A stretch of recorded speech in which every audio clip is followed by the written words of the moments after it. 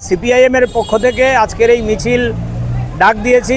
আপনারা লক্ষ্য করছেন গত পরশুদিন রাতের অন্ধকারে গোপনে প্রশাসনিক নোটিশ দিয়ে আমাদের দেশের সরকার পেট্রোল ডিজেল 2 টাকা এবং রান্নার গ্যাসের মূল্য পেট্রোল ডিজেল 3 টাকা এবং রান্নার গ্যাসের মূল্য 2 টাকা বৃদ্ধি করে দিয়েছে। 5 রাজ্যের নির্বাচনের পর মানুষের উপর তারা এই বোঝা চাপিয়ে দিল।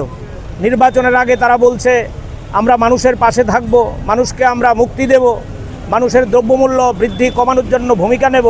কিন্তু যেই নির্বাচন শেষ তারা মানুষের সহিত এই প্রতারণা করলো।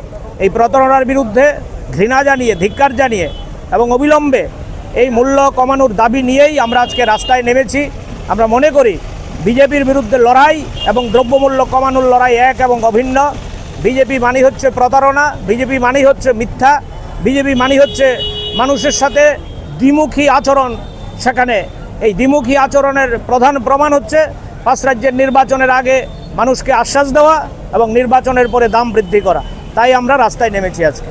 ডালের দাম বেড়েছে, তেলের দাম বেড়েছে, সরষের তেলের দাম থেকে শুরু করে সমস্ত ভোজ্য পণ্য নিত্য প্রয়োজনীয় সামগ্রীর দাম বেড়েছে এবং বাড়বে। কারণ এই ডিজেল পেট্রোল হচ্ছে সমস্ত কিছুর তালিকা শক্তি, রান্নার গ্যাস হচ্ছে সমস্ত কিছুর তালিকা শক্তি। কদিন আগে সেখানে বাণিজ্যিক সিলিন্ডারের দাম 2000 টাকা বাড়িয়ে দিয়েছে। সুতরাং মানুষের উপর কূপ, মানুষের উপর বোঝা, এটা আমরা বলছি এটা এক ধরনের জ্বালানি তেলের বোমা মেরেছে মানুষের উপর। এই বোমার আঘাতে মানুষ পুড়ে মরবে, এর বিরুদ্ধেই আমরা রাস্তায় নেমেছি।